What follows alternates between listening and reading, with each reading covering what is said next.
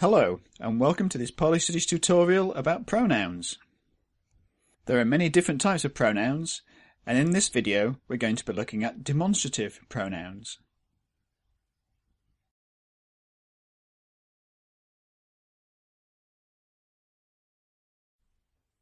Now, we saw in the last video that pronouns replace substantive nouns, that is, people, places or things.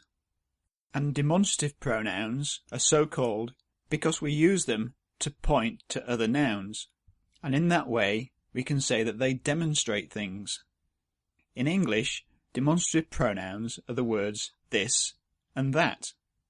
For example, this is my pen, and these are good books. So, if we compare the English demonstrative pronouns with the personal pronouns, we can see first that the demonstrative pronouns are genderless. They take the same forms whether they're pointing to male, female or neuter objects. And another thing to note is there is no subject and object forms. You can use this and that as being either the subject or object of a verb. Now in English we use this and that pretty much interchangeably. But there is one small difference, and that is we tend to use the pronoun this when we're referring to something which is present or near to the speaker, and we tend to use the pronoun that to refer to something which is far away or absent from the speaker, as in the example below. Now in the Pali language, things are a little different. In fact, personal pronouns are also used as demonstratives. So if we remind ourselves of the personal pronouns, the third person pronouns, which take the gender of their object, as well as being used to mean he, she or it, they can also be used where English would use this or that. Another way of saying this is that third person personal pronouns have the same form as demonstrative pronouns in Pali. So the Pali word so can either mean he in English or either this or that. And also there are other forms of the personal and demonstrative pronouns. So sa and tang are actually decline forms of the base ta. But there are other bases like amu, eta and ida, and each decline for the three genders, as well as case and number. So you might ask, why are there so many forms? Well, if we just look at the singular nominative for the moment, Pali has many forms of the demonstrative pronouns because, like English, they can represent different proximities to the speaker. So forms from the base ta often describe someone or something that is absent or distant from the speaker, whereas the stems eta and ima often refer to someone or something which is close at hand and more immediately present.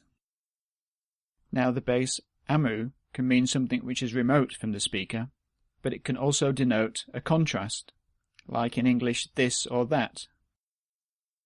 For this reason, we can say that the pronouns which come from ta correspond more with the English word that, while eta and ida correspond more to the English word this. However, it's worth noting that, like English, these rules aren't hard and fast. This and that are often used interchangeably, and this is true in the Pali language too.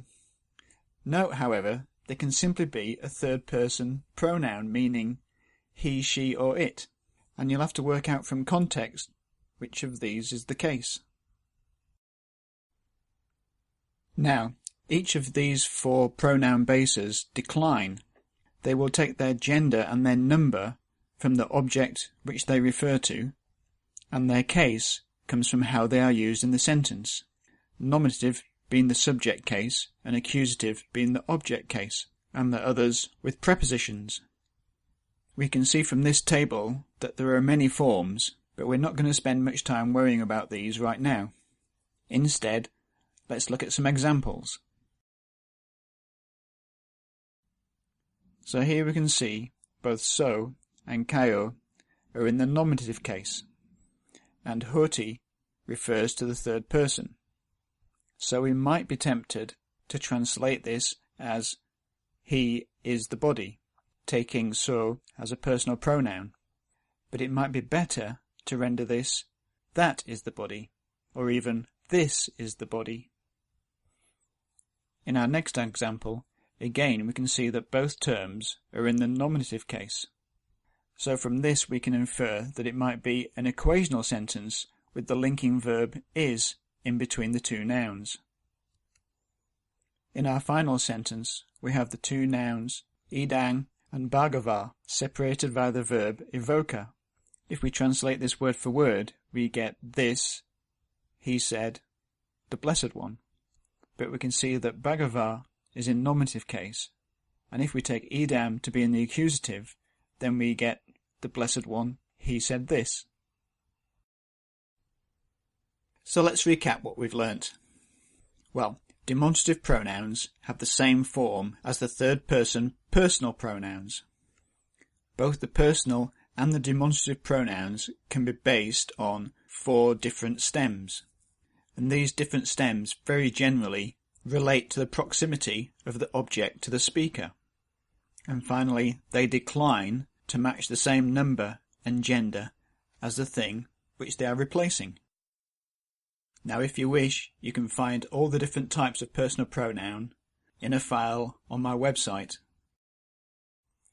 which is Pali-Studies.blogspot.com.